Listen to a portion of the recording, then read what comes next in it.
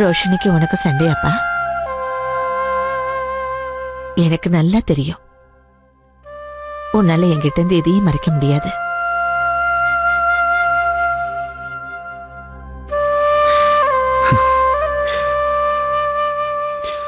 எனக்கு ஒண்ணுமே புரியல பாட்டிமா. ரோஷினி, நான் என்ன பண்றதுன்னு எனக்கு புரியல பாட்டி. இத பாரு சித்தார்த், நீ பண்ணது எல்லாமே பெரிய தப்பு அப்படின்னு நான் உன்னை குத்த சொல்ல மாட்டேன். அதே நேரத்துல உன் பொறுப்பு என்னன்னு நீ நினைச்சு பார்க்கலன்னு நான் சொல்ல வரல. ஆனா ஒண்ணு மட்டும் நான் சொல்ல போறேன். இன்னைக்கு நடந்த விஷயம் எல்லாம் ஒண்ணு கூட சரி கிடையாதுப்பா. இத பாருப்பா, வெறுப்புங்கிறது ஒரு மனுஷனோட மனசுல அதிகமாயிடுச்சுன்னா அத தூசு தட்டி அவ்வளவு சீக்கிரத்துல நம்மால வெளியேற்ற முடியும்னு மட்டும் நீ நினைச்சிடாதப்பா.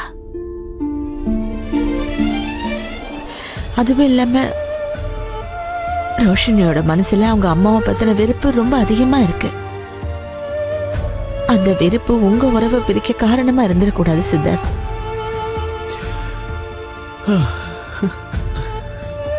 பாட்டி, இப்ப என்ன பண்றதுன்னு எனக்கு ஒண்ணுமே புரியல.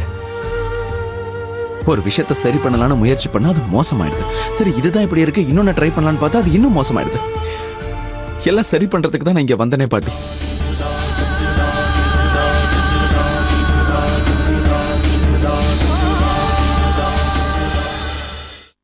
நீ ஏதோ ஒரு விஷயத்தை என்கிட்ட சொல்லணும்னு தான் வந்த. ஆனா அதை சொல்லாம நிறுத்திட்ட. எனக்கு அது புரியாதுன்னு நினைக்கிறியா? என்னால உன்னை புரிஞ்சுக்க முடியுது. நீ இந்த வீட்டுக்கு வந்ததுல இருந்து எதெல்லாம் செய்ய கஷ்டப்பட்டு இருக்கேன்னு.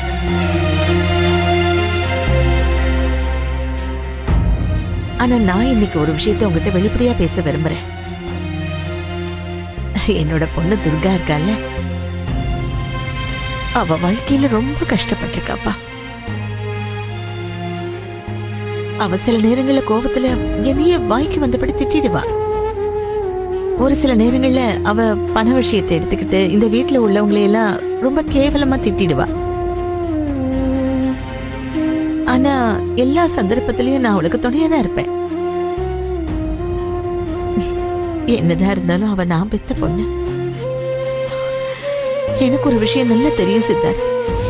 ஒருவேளை நானும் அவளுக்கு துணை இல்லைன்னு வச்சுக்க, அவ ரொம்ப இடிச்சு போயிடுவா. வாழ்க்கையில எத்தனையோ கஷ்டங்களை அவ அனுபவிச்சிருக்கா. அதனாலதான் அவ கல் நெஞ்சுக்காரியா ஆயிட்டா. எங்க பாரு சித்தார்த், நான் சொல்றது புரியுதா? இப்போ அம்மா செய்யறதுலயும் தப்பு இல்ல, பொண்ணு செய்யறதுலயும் தப்பு இல்ல. ஆனா நீ என்னைக்கு இங்க வந்தியோ அப்போதுல இருந்து என் மனசுக்குள்ள ஒரு ஆசை இருக்கு. எப்படியாவது நான் இந்த உலகத்தை விட்டு போறதுக்கு முன்னாடி அம்மாவும் பொண்ணும் ஒண்ணு சேரணும்னு நான் ரொம்ப ஆசைப்படுறேன். எனக்கு நம்பிக்கை வந்திருக்கு.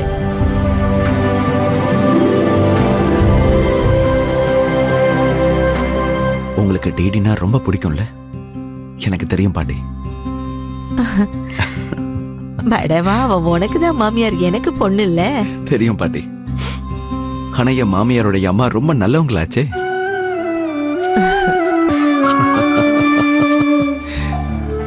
ஒன்னு சொல்லட்டுமா? உண்மையிலேயே நாங்கெல்லாம் ரொம்ப கொடுத்து வச்சவங்க. அதனாலதான் நீ மாப்பிள்ளையா கிடைச்சிருக்க. ஏன்னா இந்த காலத்து பசங்கள்லாம் மாமியார் வீட்டு கஷ்டத்தை புரிஞ்சுக்கிட்டு அந்த வீட்டு பொறுப்பை ஏத்துக்கிறதே இல்ல. ஏன் பாட்டி இப்பெல்லாம் பேசுறீங்க? உங்க கூட மனசு விட்டு பேசினா கொஞ்சம் ரிலாக்ஸ்டா இருக்கு பாட்டி. ஆனா இப்படிலாம் பேசி என்ன இன்னும் நீங்க ஹர்ட் பண்றீங்க. ப்ளீஸ், எனக்காக இன்னொரு தடவை முயற்சி பண்ணி பாரு. கண்டிப்பா இல்ல சரியாயிடும் தோணுது. ரோஷினியை சமாதானப்படுத்து. உன் பேச்ச அவ கேட்பா. நீ இல்லாம அவளால கூட வாழ முடியாது.